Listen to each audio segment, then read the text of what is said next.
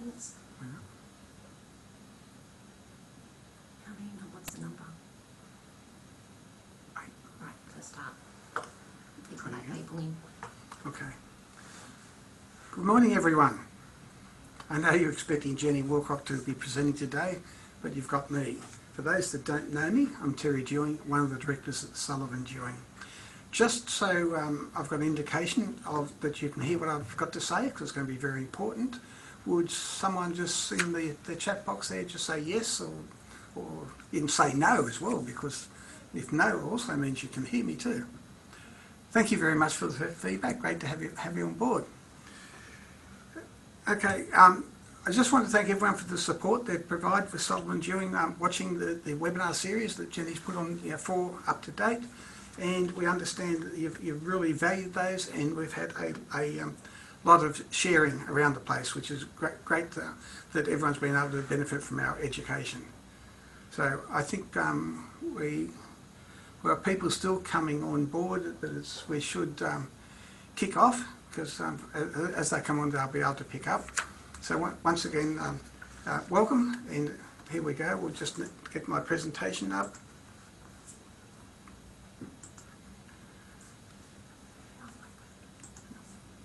It's coming.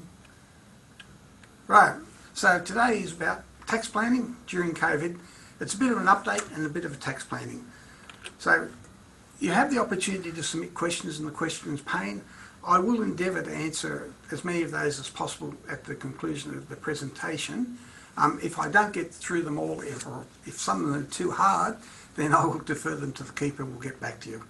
I presume you've got the presentation. The slides were emailed to you about 30 minutes ago. So what we're going to cover, the concepts are the COVID-19 update. As you can see, there's a few issues to talk about. And 30th of June is approaching, not far away, and we'll just give some general tax tips to get you across the line for the 30th of June. Most of you would have already been in touch with your client manager, who will be going through these tax tips anyway. So I love this photo, because guys, if you think you had a hard day at the office, look at these two guys. They're coming out to announce the JobKeeper and the COVID and all the information. JobKeeper went from concept to legislation in 10 days. So from the 30th of March to the 6th of April, they were able to get these rules passed through Parliament. That is totally unheard of. It takes 2 years normally to get any legislation through. So whether it's good or it's bad, there's a massive effort, and well done to the team for getting that information through to us.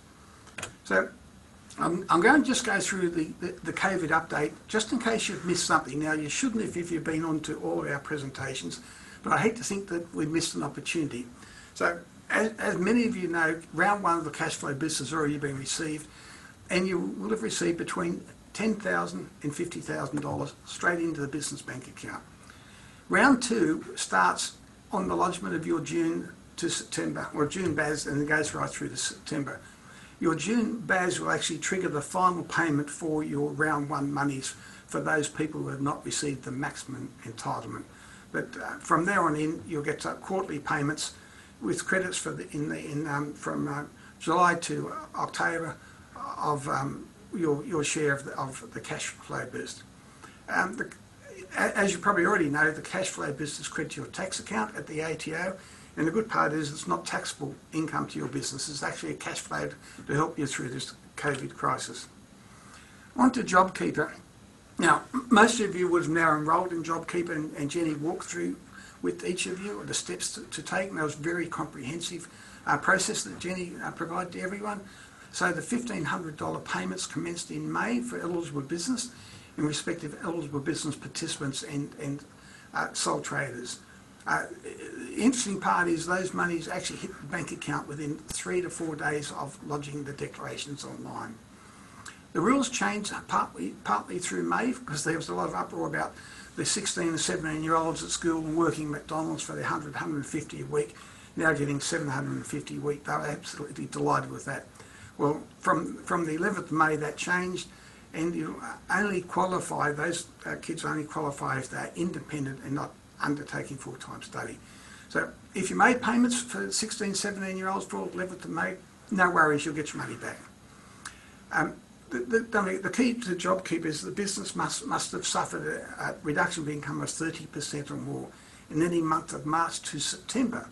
Now, if you missed out in March and if you missed out in April, review again. Look at May, look at June. Things change, and we have had clients all of a sudden say, "Oh, geez, the bottom's just fallen out. The phone's not ringing. What do I do?" Get on, register for JobKeeper. As you know, the unfortunate part is you actually have to make the JobKeeper payments before you actually get paid. But if you don't get registered and go through the process, as Jenny explained to you, you won't get your money. It's really important. The subsidy for JobKeeper wages goes through the 27th of September. And so even if you come online in August or September, you still will get your JobKeeper for those applicable months.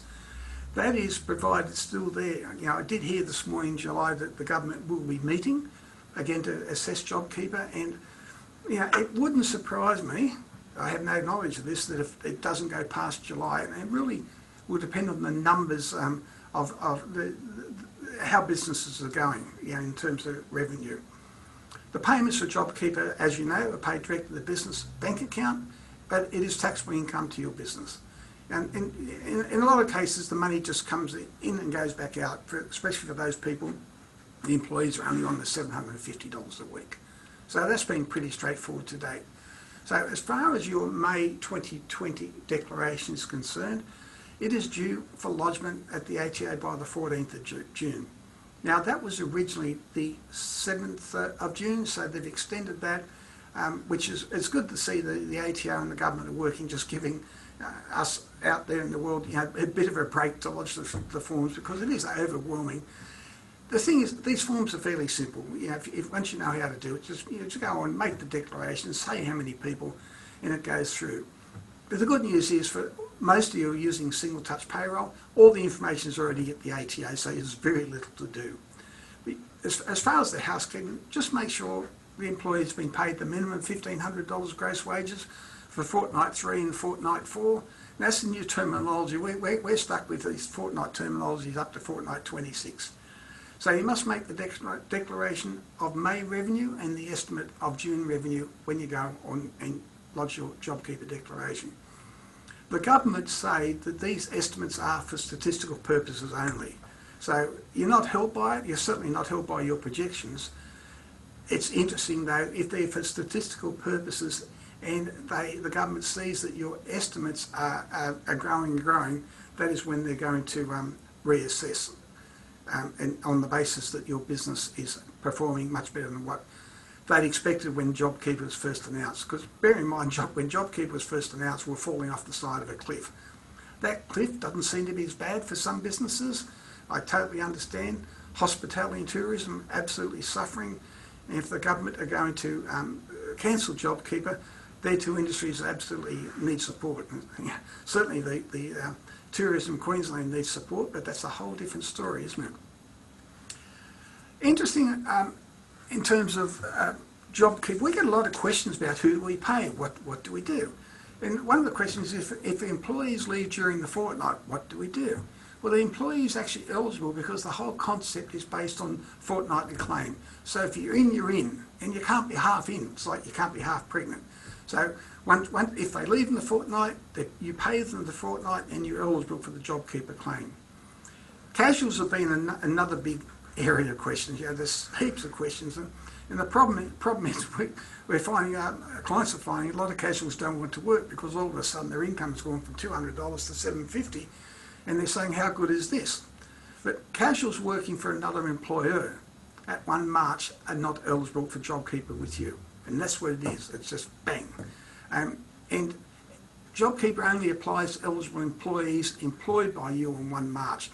So if you've got new people coming into your organisation, irrespective of whether they're on JobKeeper somewhere else, if they're new to you, they're not eligible for JobKeeper, even though your business has sustained a 30% reduction in revenue. One might say, if you had a 30% reduction in revenue, why are you employing new people? But there could be very simple reasons for that, in that someone has left, or you see some opportunities and you need to grow the team. a technical issue here is that you must advise employees within 7 days of when you make your claim that a claim has been made on behalf of each employee each month. And that's just more paperwork for you to do. It's contentious as to how you advise your employees. There is thought if it's on the payroll, and when on the pay slip when it goes out, just say we've lodged a JobKeeper. That would be acceptable. If it's not covered by there, an email should be sent off. What are they going to do about it if you didn't tell the employees? Because you've already asked them to sign the enrolment form, and so the acceptance of the JobKeeper. So I don't think there's going to be a major issue, and I really expect many people just will not even know that they have to do it or won't do it. State government grants, just an update there. So, and it's good to see the state government has actually pitched in here a bit. So if you're a small business, an eligible small business in New South Wales, by the way, I only know about New South Wales. There are other states and territories in Australia.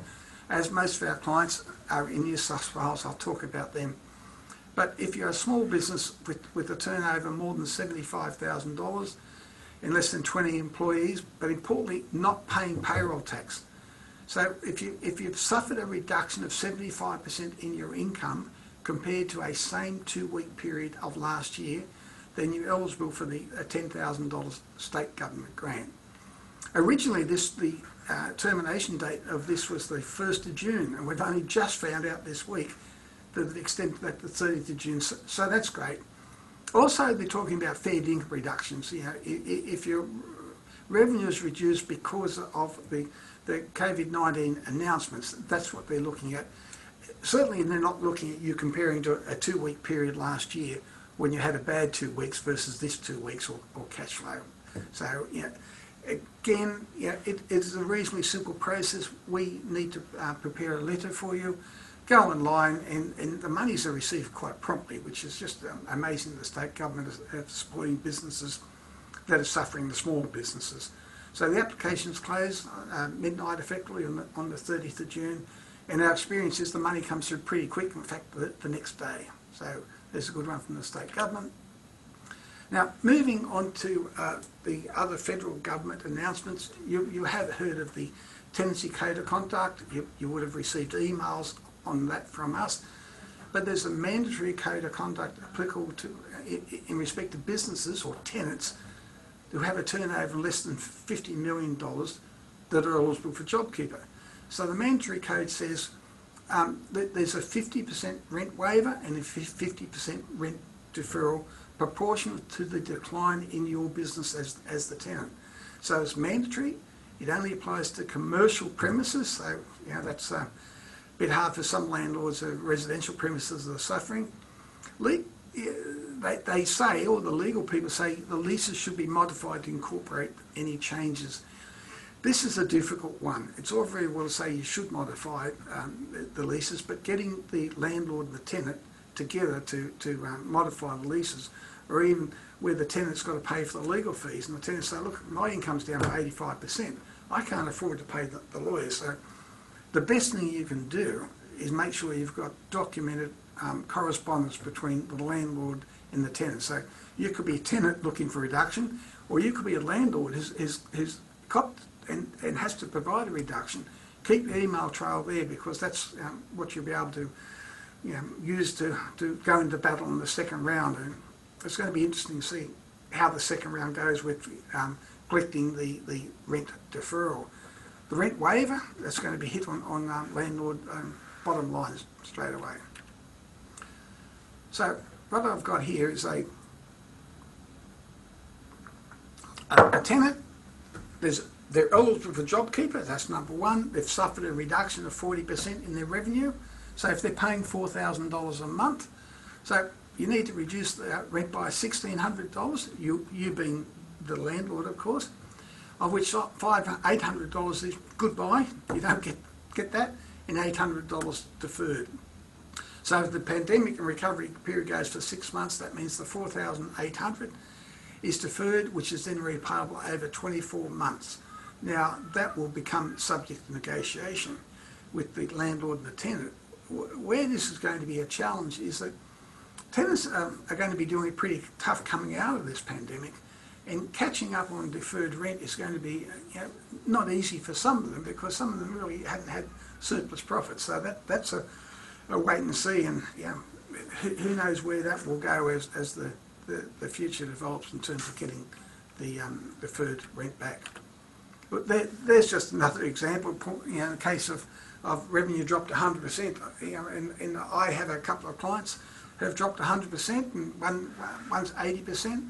So if they're paying $8,000 per month in rent, $4,000 is waived and $4,000 is deferred. So you want to hope that your business gets back up and running, very strongly to pay the $4,000 deferred. And I really think that's going to be tough for some businesses. That could actually force some to go to the wall. Alternatively, landlords might take as a pragmatic approach, and they'll say, look, I'd rather have one tenant than no tenants, and they might even negotiate further. It's just a matter of wait and see. The state government, the New South Wales state government, has also pitched in to assist landlords, especially those landlords are paying land tax. So there's a land tax refund of 25% of your 2020 land tax liability. So just to bring you up to speed, the 2020 land tax liability is the land tax you're actually currently paying now, based on your land holdings as of the 31st of December 2019. Now, some people may not have paid their land tax, others paid in full because they'd like to get the discount. Some might have actually contacted the Revenue New South Wales and had the land tax deferred for payment. But irrespective of where you are, you're entitled to the 25% reduction on your land tax, applicable to the properties where you've suffered. So where a commercial tenant has a turnover less than 50 million and they've lost 30% of their turnover, you can claim your land tax credit on that.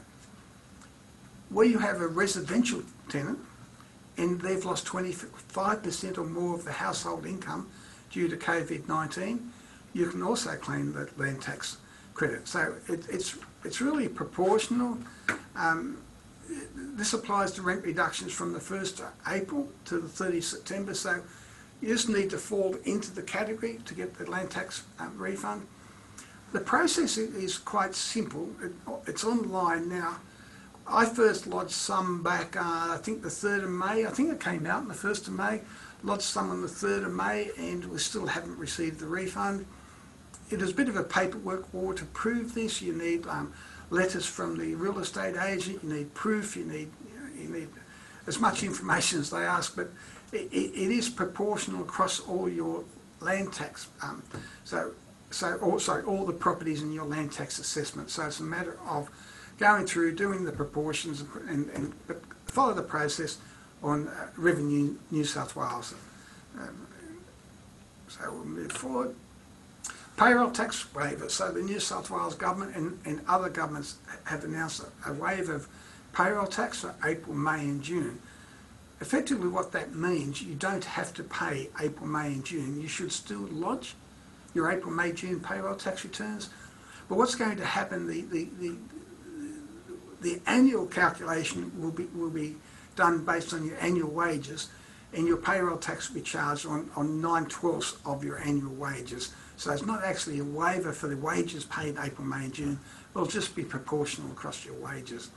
Now, that was still a good incentive for businesses, and that is why they put in the other $10,000 rebate, because it goes back to it trying to help the people who didn't pay payroll tax get some money out of the state government, because the people paying payroll tax are getting grants, or getting concessions, I should say. There's also an increase in the payroll tax threshold to $1 million from 1 July 2020.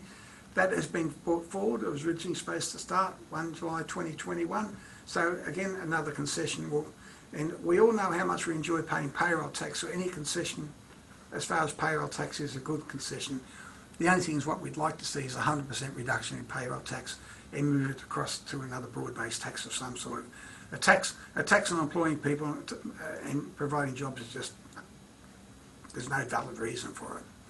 The trouble is that the state governments got so used to this, as they have in stamp duty, and I know they're talking about changing the way stamp duty is levied, but they're just so used to this easy money.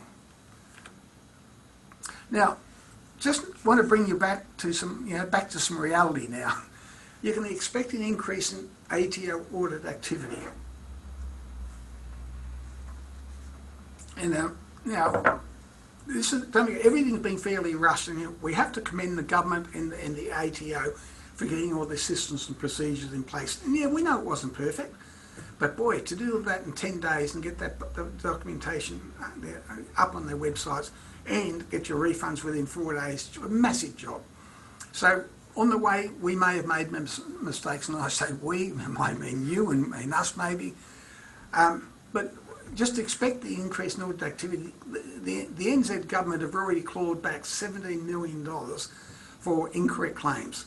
So don't forget, when the audits take place, we are actually going to be no longer be in a state of confusion and survival. It'll be nice and clear, it'll be blue sky out there, and it'll be obvious if there's been any contrived situations to take advantage of these rebates. Important that you maintain records of revenue and revenue comparisons and projections, because as you know, you're comparing your revenue this month or this quarter versus the same month, same quarter last year. Alternatively, for those that have used the alternative business test, which is a bit of a nightmare, just adequate records.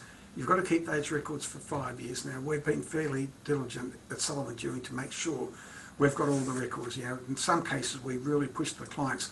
They said, look, are you sure? Are you sure? And the answer at times, well, look, I think you're right. We might back off. We're not quite eligible for it. There will be, and there are, severe penalties for manipulating revenue numbers and employment status. And let me say, the penalties can start at 75% of the tax involved. Now, you go, whoa, that's pretty scary, and if anyone's doing anything wrong, just think about that. But the key thing is, as long as you have taken reasonable care when you prepared your numbers, you didn't fiddle with them, everything's good. Now, we talk about there's a 30% reduction in revenue. If it was 28%, I don't believe the ATO is going to do anything about it, because everything was done in good faith. When you made your assessment in advance, that's what you reasonably believed in. So keep evidence to support your position, and that could be cash flow projections or business plans, or even compared to last year, your revenue to last year, and say, look, that business is no longer there, that client, I'm not getting business from that. Whatever you have available, just keep that on your permanent file for when the activity takes place, because rest assured there will be activity, and there's certainly going to be activity in the for JobKeeper, where all of a sudden the number of employees went up, or the PAYG withholding went up. There's some stuff, because with statistical information these days, it is all there, and just in the clean light of day, the ATO can have a look and find that out. As you're all aware, with the $60 billion, well, they called it error in the numbers brought about by people putting in $1,500 as the number of employees, versus one employee that they're getting $1,500 for. So that was interesting. So it shows you errors can occur.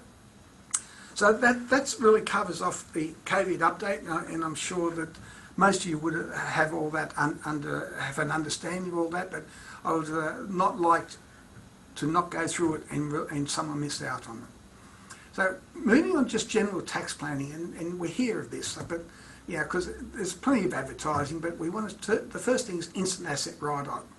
So if you have a business with turnover less than $500 million, which is all of you today, I believe, there's immediate deduction for depreciating assets. Now, that's not capital works assets, that's depreciating assets. It's costing less than $150,000. But provided they're installed before midnight on the 30th of June. So I did have one client who had an invoice for $150,000, and I pointed out that it needs to be less than $150,000. He was lucky he couldn't negotiate the dollar discount to a new price. It applies to new and second-hand assets, so it's anything up to the $150,000. The issue is don't rush out and buy the new car that's $100,000, because The cost price limit still applies for cars in this, so your deduction will be based on $57,000, not $150,000 for those expensive cars. Just interesting extra, if you have a general small business pool of depreciable assets, which is worth, the written down value is less than $150,000 at the 30th of June, you can claim a deduction for the entire balance. So, this is fairly good. You can get the whole of the asset written off. You can get your depreciable assets pool written off. But here's the problem, that next year you've got no depreciation. Where I struggle is that you might have borrowed $100,000 to pay off, to pay for a new asset, got your tax deduction 1 year, but in the next 3 to 4 years you're still paying it off. So before we make any decisions for our clients, we'll make sure it's done in the most tax effective manner, because there's no point claiming $100,000 tax deduction and putting yourself in a loss that's not going to be tax advantageous for you. That really does apply to sole traders, for example. Companies, all good because you can carry the loss forward, but we still need to assess the situation before we make that final decision that we're going to claim everything. The instant asset write-off, it finishes on the 30th of June. Let's say for business with 10 million, less than 10 million turnover, the instant asset write-off reverts to $1,000. So if you're going to do it, and you really, and the numbers would stack up for you, just look right on your whole tax planning, your business plan, you do it before the 30th of June.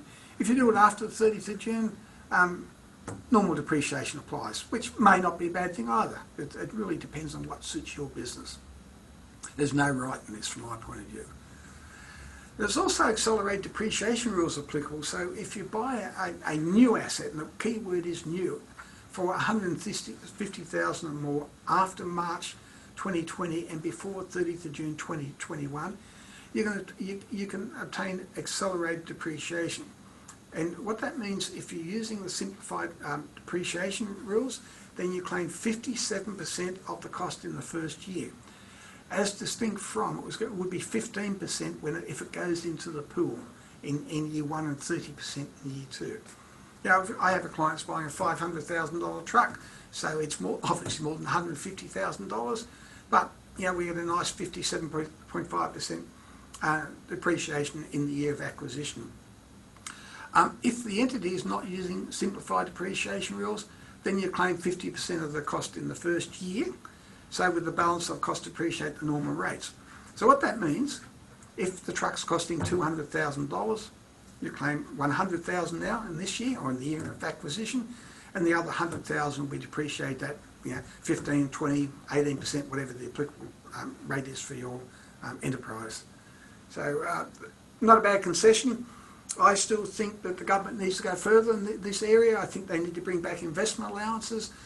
In the old days, a 40% investment allowance was not uncommon, then it was reduced to 20%, then 18%. Investment allowance provide a real incentive to go out and buy some more equipment or build some more assets, and that the investment allowance is over and above any depreciation. I have heard the government is talking about it, and I think they should really consider that seriously. That's my political stance. Okay, superannuation. Make sure you pay all employees super before the 30th of June in order to get a tax deduction. That's pretty simple. You've got to pay it by the 28th of July, so if your cash flow can handle it, pay before the 30th of June, and that includes any SGC. So the key is tax deduction is only allowed when the payment is made. That's pretty simple. So if you make the payment on 1 July, you get your tax deduction this next year, even though you had your liability for it. So we do advise to pay well before the 30th of June because it just gets caught up in the net there somewhere. So we want to pay well, pay a week before the 30th of June. It goes through the system, no problems. So as I said, all SGC contributions must be paid no later than the 28th of the end of each quarter. So for June quarter, if you haven't paid by the end of June, make sure you pay it by the end of July or 28th of July. Just a reminder that the cap for concessional super contributions is $25,000. Now, concessional contributions are the tax deductible contributions. So everyone up to the age of 75 is $25,000. But don't fall into the trap. The $25,000 does include the 9.5% compulsory contributions as well as salary sacrifice. So let's say you're $100,000 and compulsory contributions are $9,500, 9.5%, that's $9,500. So you've still got, if I'm right, $15,500 that you can make as a voluntary contribution and obtain a tax deduction. So the employees can claim the tax deduction for these personal contributions. Now that is great, because a number of years ago that was not the case. So you could only have employers claim the tax deduction. Just a reminder, investors and self-employed can also claim the tax deduction on the superannuation contributions up to the cap. Don't forget, these are called the concessional contributions. The fund must receive your contributions no later than the 30th of June. That's why I say don't leave it to the last day. We've had some issues where employers have paid superannuation near enough to the last day. It was received in the fund on the 1st of July, and then in the following year the employee put in $25,000 or combination of salary sacrifice and employer contributions. Then they went over their contributions cap, and that becomes a nightmare. So it's preferable to make sure you pay early, so the receipt matches the year in which it was paid. That's pretty simple. The limit for non-concessional contributions is now $100,000. Now the non-concessional contributions are the contributions that you do not get a tax deduction for.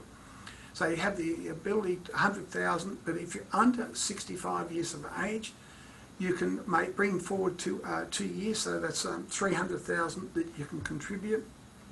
Also, I think it's important I mention the downsizer contributions now. We haven't seen a big use of downsizer, but it applies to if you owned your home for 10 years, you're over 65, you can contribute $300,000. Those are non-concessional contribution, and it sits aside from all other caps. So if you and your spouse are both over 65, you can put in $600,000. So that's a great concession from the government. And especially if people have got 1.6 million in their super, you can still put another. You can still put non-concessional for your downsizers. If you're aged between 65 and 75, you can only make $300,000 non-concessional, provided you satisfy the work test. Now that work test is 40 hours in 30 days. So that's between 65 and 75. A reminder that once your member's balance is greater than 1.6, you cannot put any more non-concessionals in. But you can put downsizer in, you can put sale of business in. So if you're getting very close to it and you want to whack some non-concessional in, downsizer and sale of business in, you need to make sure you get the order right. You put in your your non-concessional in first. So if you only have spare $1 put that in. And then you put your downsizer in and your small business, or the small business sale and the downsizer. Because once you're over the 1.6 with all those, that's it for contributions. A nice little concession from the government, recognising that as a result of COVID, people on pensions are concerned they're taking too much out or their income's dropped. So there's a reduction of 50% of the age-based pension requirements for FY 20 and 21. This also happened back in the GFC. So if you're under 65 and your pension was supposed to be 4%, it is now just 2%. So it's a nice little concession. I just want to bring up something that we don't seem to be talking about now. Got hijacked. We got hijacked with COVID, but there's a superannuation guarantee amnesty. Now this amnesty is a one-off opportunity to correct past sins. Now this is announced back in the year, I think it was around the March-May budget of 2018. So we have a 6-month window from when it became past royal consent. So we up until the 7th of September to disclose and lodge, lodge and pay any unpaid SG amounts for the employees.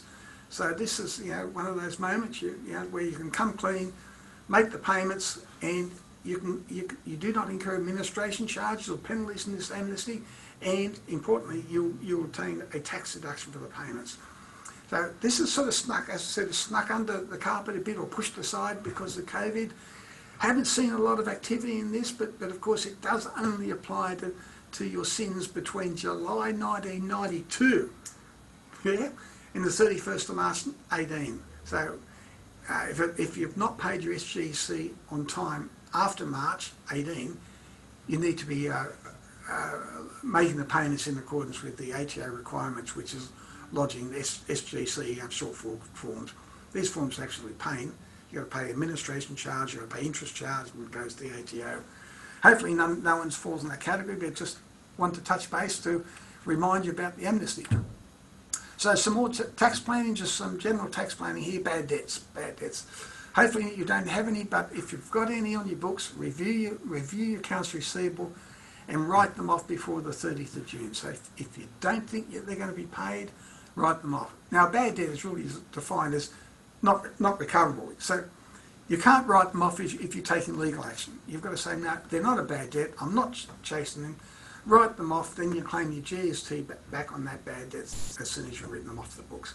So you get your tax reduction this year. No point in doing a provision for bad debt. You want to get out of the accounts receivable, get your tax deduction. Some tax planning expenses. This is a good opportunity to bring forward some expenditure or just focus on what you need to spend. If you're having a good year and you're paying taxes, and plenty of people still have reasonable years, even with COVID around. I suppose that exception being hospitality and tourism, of course. So if you need to buy any stationery, why buy it in July if you could buy it in June? Get your car serviced, get your equipment repaired. You know, go and buy the new photocopier or printer or computer, whatever it may be, because, you know, if you want to deduct, if you're going to buy it in July or August, you can buy it now, get your tax deduction. Consider buying gift cards as presents for your team for their hard work. This is a great opportunity. You know, we've been through COVID and everything's going on. To buy some gift cards, they're very much appreciated. You get your tax deduction, you know, under $300. There's no fringe benefits on it, so you know, employees love receiving those. Also consider whether you want to pay for any business expenses for up to 12 months in advance. So you might want, if business is really going good and you want your tax deduction, you can pay for rent 12 months in advance, any subscriptions, insurances if you're a small business. So these all to do with small business, less than the cover period of 12 months or less. Property investors can claim tax deduction for any prepaid expenses they have, such as interest, strata levies and insurance. Now, interest, the banks don't give you much concession for prepaying interest, so I don't know that's a particularly good expenditure to incur, but your strata levies, rates, and you can get your tax deduction there. That's if you're having a good year. If you don't need your tax deduction, we'll just defer it. And the thing is, when you prepay something, you're really bringing the expense forward, because next year you've got no tax deduction. So once you prepaid 1 year, you're on the merry-go-round, you always have to prepay. Just a reminder, income, if you've received deposits on work yet to be completed, it's not taxable this financial year. Just record that as income in advance. Certainly applies in long-term contracts, or even you might have just issued an invoice for a deposit. So make sure we don't include as income in your year end. So make sure you identify any issues your invoice for sales. So you might have issued a full amount for sale now, but the delivery doesn't take place till July. Well, that's income in advance, so you can and need to defer the income until next year. Income in advance, that should be recorded as. Just touch up on some GST adjustments. If you have receivables that are more than 12 months old, which I hope you don't, or if you do, maybe you should write them off as bad debts, and you report GST on an accruals basis, you can claim the GST back on your BAS, even though you've not written it off as a bad debt. So if the debt's more than 12 months old, you can claim the GST back. I've never seen it from a practical point of view. If you have creditors that are more than 12 months old, you must repay the GST previously claimed. Again, I've not seen that from a practical point of view. Structure. 30th of June, not a bad time just to review your business structure. Is it right? Should you be under trust, company, sole trader, partnership? Now's the time to talk to your manager here at Sullivan during, just look at what would be best to suit you going forward in terms of tax-effective distribution of profits and also asset protection. Always a good opportunity, end of June, near the end of June, to just review that. and make sure you're not paying any more tax than you need to if there was a more efficient way of doing it. Just some housekeeping for you. In finalising your mild and zero reports for the end of the year, just make sure that your payroll balance to STP reports, well, that in itself is going to be a big project before we wrap up the financial year. Just make sure your bank account balance agrees with the bank statement. This sounds pretty simple, but these are things that cause delay in finishing your work. Do your accounts payable and receivable balances, balanced? Do the reports balance to your trial balance? And another important one that sneaks through is review your director's loan account to make sure no business expenses are lost in there. There are some bookkeepers a bit zealous in allocating expenses where they've asked the business proprietor many times, what was this expense for? What was this expense for? They don't get the answer, so it's just dumped in the director's loan account. So make sure that there's nothing in your loan account that should have been claimed as a business, because we need to deal with any debit balance or overdrawn loan accounts. We need to deal with those at the end of June. Now, importantly, 1 year's finishing, another year's starting. Time to set your profit plan for FY21. If you need any help in that, we're here to help you. We do a lot of profit plans. On top of that, then we do a lot of key performance indicator measurements, so we meet regularly to just look at your profit plan, see how you went compared to compared to your budget. So I'll just touch base on single touch payroll.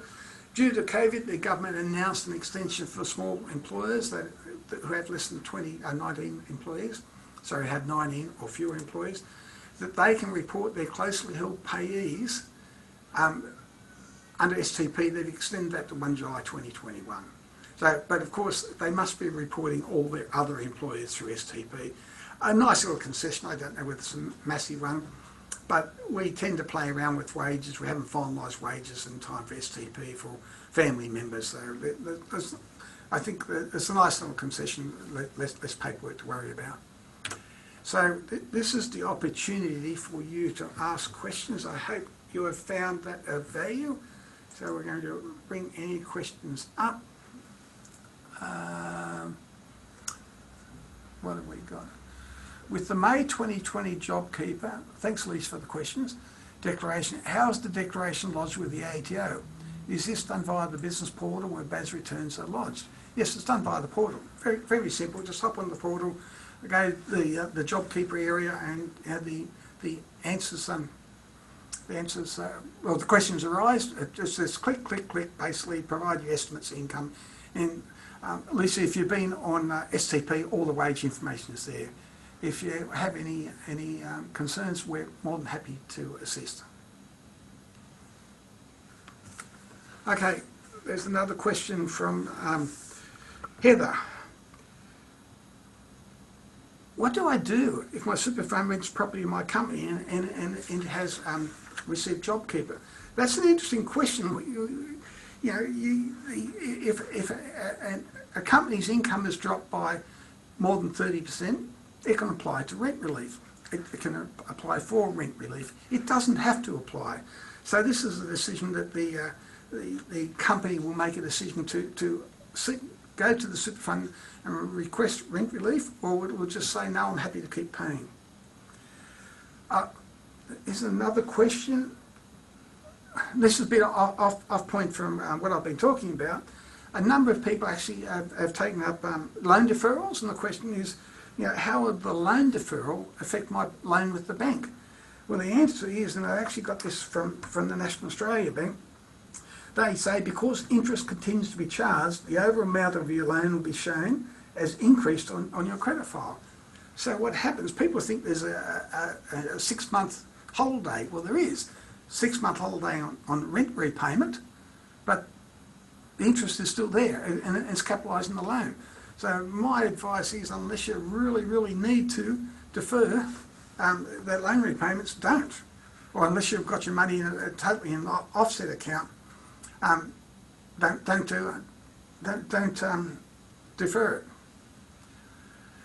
I like this one from Jen. Should I pay myself a bonus before the 30th of June? Yes, you should.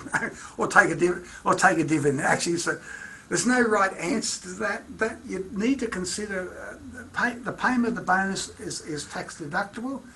and assessable, whereas the payment of a dividend is not deductible, but it is assessable. But we need to play off the tax rates on that one to see which is going to give you the best outcome. I'd like to buy a new car from Robin. Good on you, Rob. Will I get a full deduction under the 150,000K limit? I wish you could. Now, one of my clients said to his wife, I bought you a new Mercedes years ago. And she was very excited. Finally, she got her Mercedes, and they went out the backyard. There was this Mercedes truck. So the truck you can get a tax deduction for, but unfortunately the car falls under the $57,000 cost price limit. Another question here from Gary. One of my employees has resigned. Are they still eligible for JobKeeper? No. Once they've resigned from you, no JobKeeper you have no JobKeeper entitlement to pay other than the fortnight that they're working for you. Now, here's an interesting situation that person may go to another employer that also has JobKeeper. They don't get JobKeeper when they go to the new employer. So I have a case, one of my clients is from Sharon. I'm employing a new manager to take over a position which was filled by a JobKeeper employee. Can I get JobKeeper for her, for the new manager? The answer is no. You had to be on the payroll 1 March. So this is, can cause some problems with people. But of course, you're not going to stay in your job if you don't like it, just to get the JobKeeper. What other questions have we got?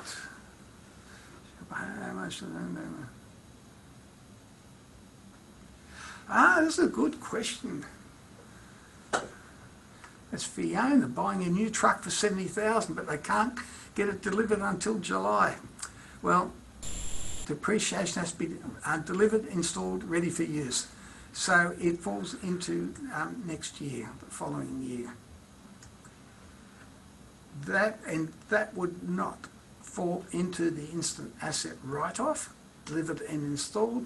So that would fall into the 50% deduction.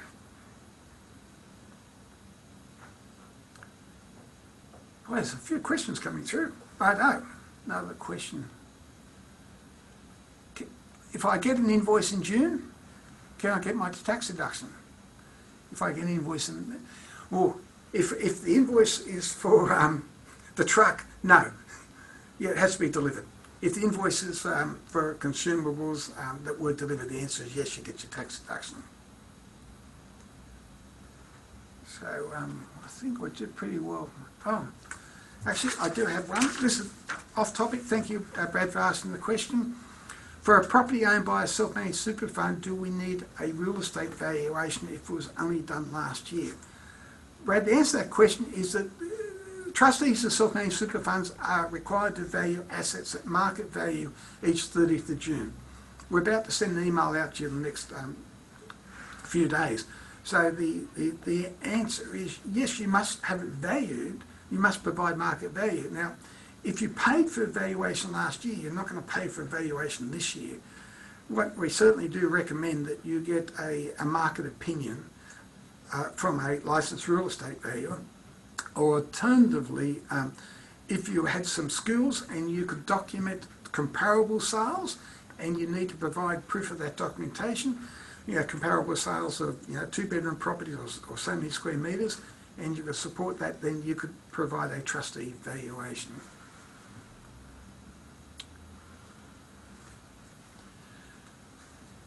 Here's Michael. Hi Michael, how you going? My team needs new uniforms. Should I buy these before 30th of June? Yep, get them, buy them now, because you'll get your tax deduction now and your team will look very smart, those new uniforms. There's another question coming through. Can I prepay my rent before the 30th of June and get a tax deduction? If you're a small business and you prepay for up to 12 months, the answer is yes. So it's a fair hit to pay 12 months more than, or 12 months in advance, but you might choose to pay 3 months in advance. It really depends on how your profitability is going as to whether you can afford it. So it's all very good talking about all these prepayments, but you do actually need to have the cash for it. Just a backup question on the cash flow boost. When will I get the cash flow boost after the 30th of June? Look, they'll come through pretty quick. I think that the first lot came through within 10 days, so you'll get once you lodge your June BAS, you'll get your cash flow boost for making up the last part of the 30th of June cash flow boost. I think they'll come through pretty quick. But of course, if you already capped out the 50 grand, you won't get any more. Another one, the state government grant. As I did say in the presentation, the 30th of June is the cut-off date, midnight. So you have to qualify that. More than 75,000 turnover, no payroll tax and employees, and have suffered for a comparable 2-week period. That's pretty good on all the questions. Okay. Well, so I'll be financing us before the 30th of June. Should I finance the GST? That's a good one, Heather. Yeah, my personal answer to that is no. I don't believe in borrowing money from a finance company at 6%, paying it off over 4 years.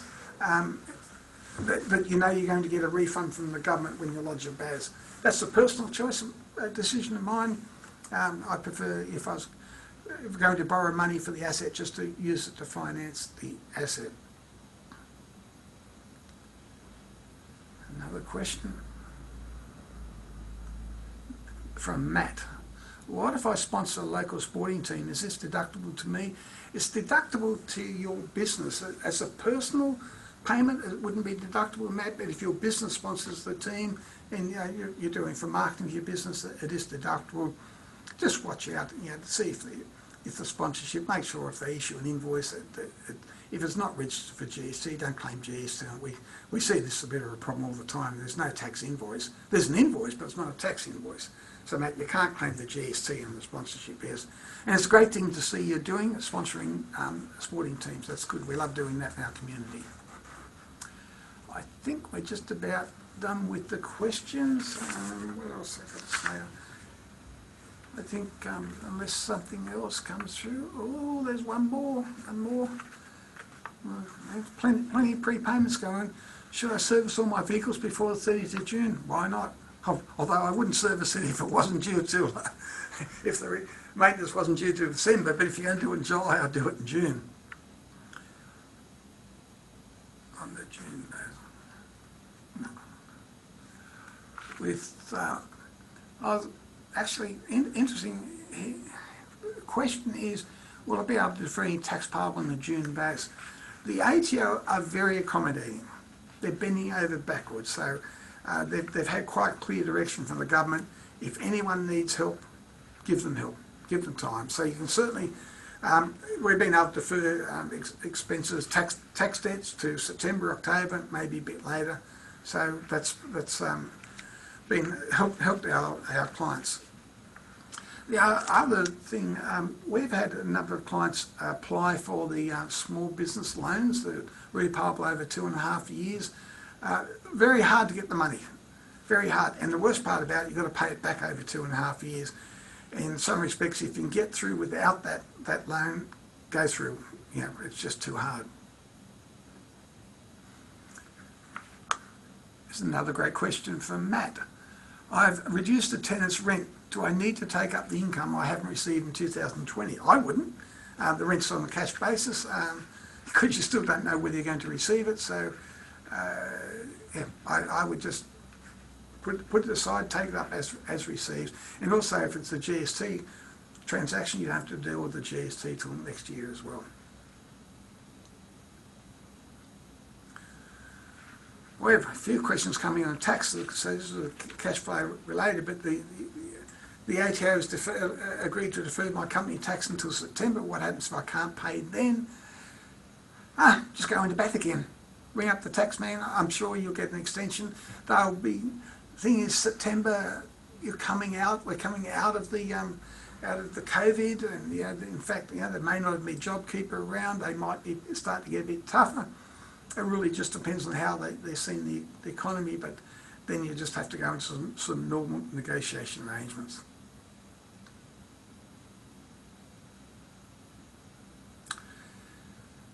This is again a good question from Jennifer. Can I finance a new vehicle and is deductible for the 30th of June, or do I have to buy it outright? Well, if you finance it, well, it depends. If you lease it, then your lease payment's deductible when you pay it.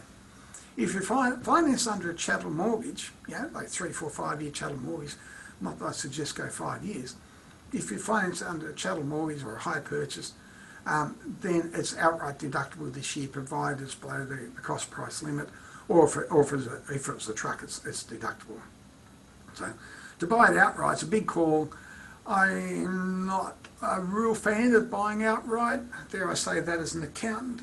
I tend to prefer to match my cash outflow with the utilisation of the assets over a 4 year period, so a 3 or 4 year period. So I would finance over 3 or 4 years with a low residual rather than use my cash. I think the cash could be used better in the business, or if not, I think you should get the cash out, and if you've got personal debt, pay off the personal debt. But if there's lazy cash in the business, get it out of the business. I think that will bring to a conclusion the presentation. Thank you all for listening to our webinar series. I believe we've covered off on COVID, so everyone should have a good understanding there, shouldn't have missed anything. And also, you're in tax planning, so this is the opportunity now to make sure you've got your tax planning. And by the way, before I go, I have to point out the picture behind me. Do you like that one? That's Cronulla 1950. See the sandhills? There are no sandhills there now. They used to be there, and that's where Mad Max was filmed. I love that picture, and brings back a lot of memories. So thanks for that. Thanks for listening on that one. So we will wrap it up today. Thanks, everyone. Bye.